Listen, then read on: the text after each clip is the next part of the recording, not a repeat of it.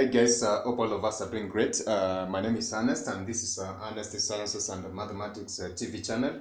Today we are going to look at a concept in vectors, and this is basically the concept of scaling of vectors. Now in our previous video whereby we had looked at the concept of vectors, basically we had done a few problems concerning the vector algebra.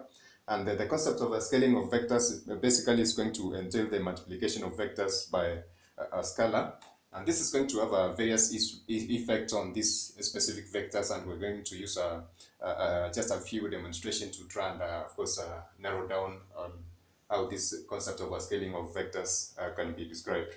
So in this particular case, we're going to have a vector A being described or shown using that one.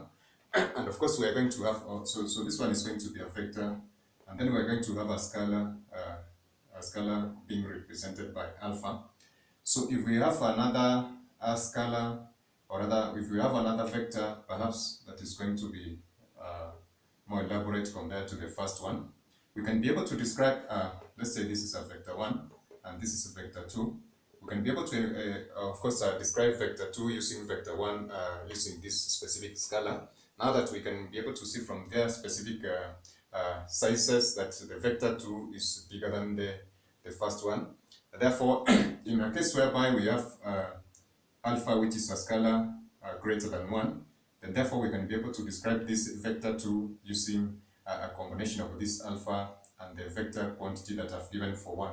So therefore, this one can be illustrated as a multiple in a sense over this specific quantity of the vector that I've given in 1.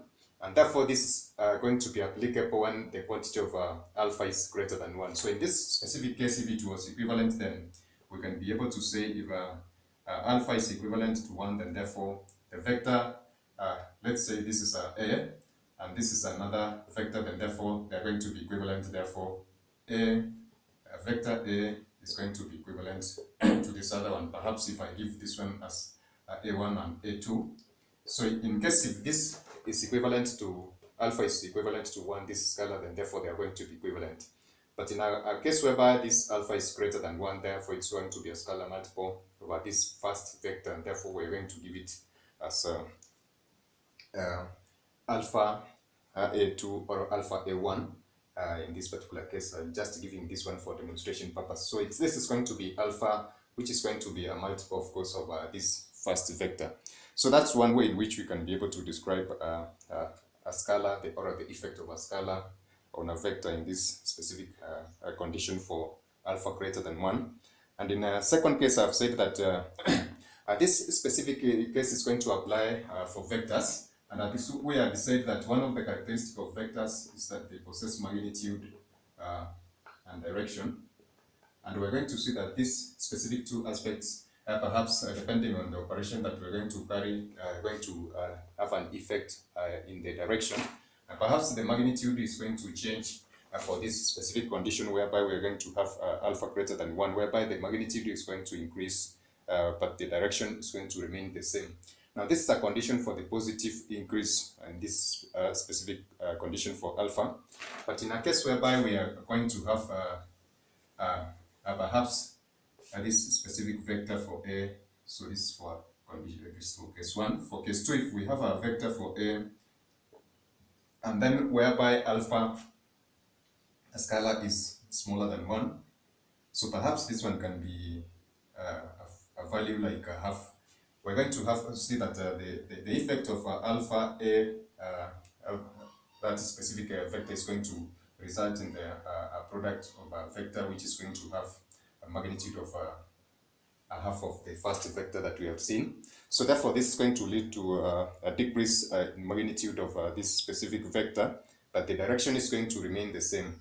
Now, for a third case, we can consider a situation whereby we are having this specific vector for A, and then the scalar for alpha is equivalent to perhaps -1, then we can be able to consider this one using the aspect of direction, whereby the effect of having this specific negative sign is going to change the direction of that specific vector. The quantity is going to remain the same, but the direction of this specific vector is going to change. So this is the implication of specific conditions which are going to be attached to this particular scalar. Now in our first case, if the scalar is equivalent to unity, then therefore that is not going to affect the magnitude and direction of that specific vector, unless that unit is a negative sign that I've indicated as such, which is going to have an effect on direction. So in any case, if it's just equivalent or greater than 1, then therefore it's going to be a scalar multiplication of this specific vector. Now we're going to find this specific application in various areas of our discussion, and we're going to also to see that it's going to have an effect, especially when we are trying to describe a combination of one or perhaps a combination of two or multiple vectors, which are going to result in what we call a resultant vector that we're going to see in our next discussion. So I hope that this concept of scaling has been understood, and it's going to be applicable or applied appropriately when we come to various aspects of our problem solving. So that is it for now, guys. Bye. God bless you.